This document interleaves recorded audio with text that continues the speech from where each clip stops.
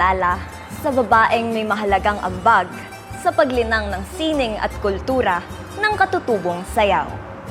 Siya, si Francisca Reyes Aquino. Tanyag din siya sa tawag na Lola Kikay. Pinanganak noong ika-9 ng Marso, 1879 sa Barangay Lolomboy, Bukawe, Bulacan.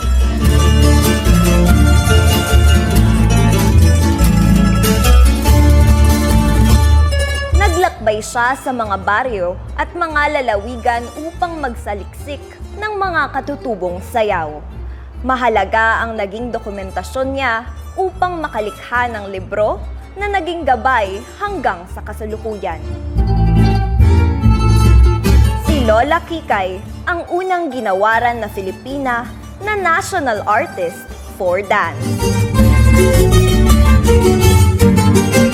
Patuloy nating buhayin at bigyang kulay ang pamanang sining na sayaw sa bawat Bulakenyo. Love Bukawe, love Bulacan, Bulacan, babalik-balikan.